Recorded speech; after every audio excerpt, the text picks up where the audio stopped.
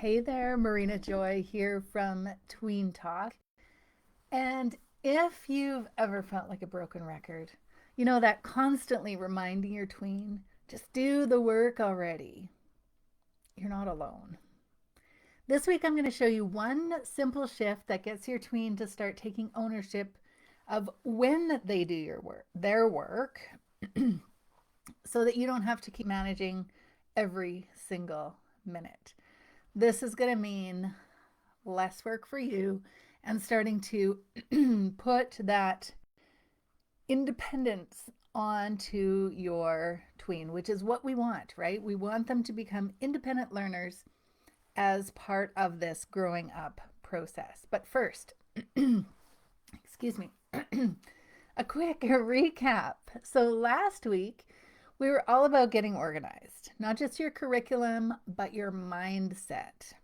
Mindset seems to be this overused term, and often we can think, oh, yeah, mindset, mindset. It is a big deal. We looked at what is the long term goal for your child? How are we going to get there? How are we thinking about homeschooling? We looked at subjects you're focusing on, how your tween learns best, and what you can accomplish in a period of 12 weeks. Now, this is probably the first time you're hearing about this 12-week homeschool method. So it's unlikely that you're doing a 12-week homeschool at this moment. So we're getting things set up. We're getting the ideas, the methodology, so you can put this together and move forward after this 12 weeks. We weren't trying to plan the whole year. We were just creating a flexible but focused starting point. Now, last week, if all you did was sit down and talk to your child about what are they interested in, where are they headed, what would they like to do, what do they think they would like to do, and actually opening up that dialogue, starting to have conversation, you're well on your way. You have made progress. Awesome. So now this week, we're going to shift from what they're doing to when they're doing it. Now, here's why this matters. Your child might not say out loud that, oh, Mom, I really want to feel capable. I want to feel like I'm in charge. They're not going to tell you that. They don't necessarily have the language around that, but they do want to feel capable. They want to feel like they're in charge of something. They're moving from those childhood years where you did everything for them, you told them exactly what to do. And part of this growing up is they're breaking free from that. And they want to feel like I can do it on my own. So if you're getting attitude and pushback, likely a lot of that is this striving desire for independence, which is natural and normal, and we need to help facilitate that. So part of that, I know for me, I had to learn to let go. Or I always had this image of like a leash. You know, you have those leashes where you can like keep letting out more leash. I know we're talking about kids and talking about dogs, the analogy, work with me here. So you have the dog on the leash. The dog stays right next to you. You've got him on a short leash. That's a common expression. Yes, they have me on a short leash, meaning you have no freedom, but also no responsibilities. As responsibilities increase, so does freedom. That leash starts letting out. That's kind of what we're doing with our kids. So when we first started this 12-week homeschool methodology, initially it was very supervised by me. It was that short leash. It was like, okay, so what are we going to do? How is this going to work? And then as we worked through it, that leash extended. There was more responsibility on their part, and I was still there as overseeing, but the kids started becoming more and more independent. And that is what we want. Really, that is what you want. The beauty is, as you talk to your child and learn how to have these conversations, they learn how to push back appropriately. So when they say, I can't do math first thing in the morning, and you say, but we always do math first thing in the morning. Why? They're not being disrespectful if they push back. They might be disrespectful in how they're pushing back, but they might not know how to push back. So you'll have to teach them how to have those conversations. But you can say, okay, and today, as we're talking about something called anchor times, you'll see how they can start taking more responsibility for their work. You have to be less like, we do this at this time, and they have to pick it up a little bit. And if they say they want to do math in the afternoon, then they actually have to do math in the afternoon. Okay, I'm getting ahead of myself. Here we go. So they want to feel capable. They want to feel like they're in charge. Let me do that. Then you let them do that. And they fail and you think, oh, I should have done it myself. No, you shouldn't have. Failure is part of this process, and it is okay. It is 100% okay. We need to have a plan for when things happen, because if you don't, we just start spinning our wheels. Things don't get done. We procrastinate. We avoid. There's frustration.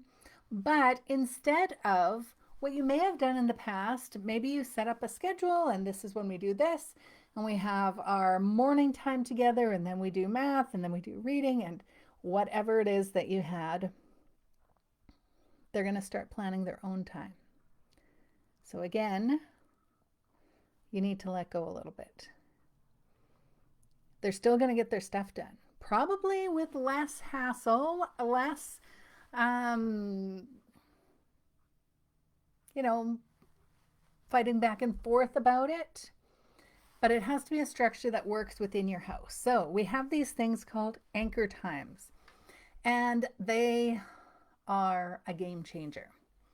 So instead of saying we do things at 10 o'clock and then 10:30 and 11 and so on, you're going to look at your day and you're going to break up your day by things that you do every single day. And there are only a few things that you do every single day. One of them is eating, and the other is sleeping, or relaxing, downtime. So you're going to break up your day, whatever that looks like for you. So we have breakfast. Breakfast is a definitive point in the day. You probably have a morning snack. Let's be clear. We're not going to build a schedule around a clock. We're going to build it around these anchors. And most of these anchors have to do with eating. Because if your kids are anything like my kids were when they were that age, they're always hungry. And they always want to eat. And sometimes that eating is a comfort thing, and sometimes it's a hunger thing. Whatever the case, what I found is when I set those eating times throughout the day, things settle down. I wasn't always being asked for a snack. I didn't feel like a vending machine. And as time went on, they learned, okay, this is what I can have for a snack. They learned to make their own snacks. They took turns making dinner, all of those things. Meal times, snack times, those are anchor times. Then we have bedtime. And one other time is a quiet time. Super important. Quiet time. So let's see. Here's how it works. So remember, we have those 4 primary topics that you're studying in this 12-week period. And it could be, maybe you're like, we're just starting this, we're going to do 1. Great, do 1. You have flexibility within whatever the constraints, whether you're parent directed or whether you're schooling at home, whatever your situation, you have selected what you're working on. So you can say, well, we have math, reading, and writing that you need to get done this week. And so you can help your child figure out, okay, so we have breakfast, we have snack, we have lunch, we have a quiet time, we have snack, we have dinner, we have bedtime. So there's the arc of the day. There are the anchor times. So between which of those anchor times are you going to do math? Let them pick. But they have to get it done in that time, because between the next anchor times, they have something else that they need to do.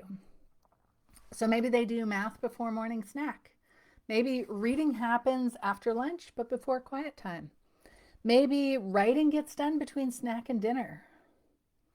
Suddenly, the day has structure, but it doesn't feel quite so rigid and boxed in. Because what if snack is half an hour later today? Doesn't matter. We're still getting a certain amount of work done between breakfast and snack. You had a hard day the day before. Everybody ended up sleeping in. Breakfast is later. So when you're blocking out the work between the anchor times, everything is just shoved over and you accommodate. They're practicing exactly what we want them to learn, how to manage their day. There's going to be less nagging from you and more just conversation. So instead of saying, have you done your math yet? We're saying, oh, what time are you doing math today? Where's math on your program today, on your schedule today? And let them tell you. Then all of a sudden they'll feel competent. They'll feel like they have some control, and it will require less nagging. Now, you need to be clear what they can get done in that time. And that's something that we're going to talk about a little bit more next week, is figuring out, okay, so how much can you actually get done in that block of time between your anchor times? So this isn't about school. This is about giving your tween, there's like 3 psychological nutrients they have to have if they're going to thrive. Now, hear me out. I read this article recently by Nur Al, and he talks about this in his work on kids and motivation, and he says, children need a sense of autonomy, competence, and relatedness to thrive. Isn't that why we're homeschooling? So we can give them some autonomy, the ability to make choices inside some safe boundaries. Competence, we want them to believe that they can do the thing that they started to do. They can complete something. And relatedness, they need to know that you're there to support them, but you're not micromanaging every single thing they do. So these anchor times, that's exactly what this is helping you help your child build. Now, I mentioned quiet time. So quiet time after lunch, if you have never tried this, even if you've never tried it and now you've got tweens, maybe they're 10 years old and they've never had a quiet time, 12 years old, never had a quiet time. Don't underestimate the power of this. So after lunch, give everyone, including yourself, a solid break. It might be 90 minutes. It seems like our bodies kind of work in 90-minute cycles. So after lunch, give everybody 90 minutes. You might have to work up to that. It might feel like forever initially to them, not to you. And they can read, sleep, think, just no screens. They're just quiet. It's like a reset. Now, if you have introverted kids, they will love it. totally love it. For extroverts, it gives their brain a chance to figure out, oh, how do I be with myself? Which is also a skill. Even extroverts need to learn how to be with themselves. And it gives you a chance to breathe, to regroup, or do those tasks that need doing without multiple interruptions, or sit and read, or work on a hobby, or do nothing. Everyone will come back from that quiet time recharged. And if the first part of the day was hectic, was crazy, lots of attitudes, people not really motivated or getting stuff done, it serves as sort of like a, okay, do-over. Let's try this day again. Let's reset. And when you come back from quiet time, okay, let's get into it. What are we going to do between quiet time and snack time? And then snack time and dinner. So you still have time to redeem the day, even if the first part of the day kind of fell apart. Which I should mention then, keep moving forward. So if that first block of time when your child was supposed to get something done and everything fell apart, let it go. Move on and keep doing what you have scheduled, what they have scheduled for the next blocks. There's no such thing as playing catch up. It never works. It is frustrating and stressful. So let it go, call it for what it was, and then the next day, try again. It's okay. So now here's what I want you to try. So this week, set your anchor times. Talk to your tween about it. Say, hey, you know, we eat anytime. Maybe anytime. We eat anyway. So we're going to set up our day around that. Also, then you know, okay, no, we're not having snack 10 minutes after breakfast. You know, these are kind of the intervals throughout the day where we have meals and snacks. And then we're going to have this quiet time. So you do this work in the morning, we have some lunch, then you're going to have some time to yourself. They're going to like that. Like I said, the first couple of times it might feel kind of weird if they haven't done it before, and it's like, whoa, what do I do? And then they will love it. In fact, if you miss it, they will probably beg you for it. It is their time, and it is your time. So set those anchor times, talk it through with your tween, and then each day, help them plan their day. They're not going to automatically know how to do this.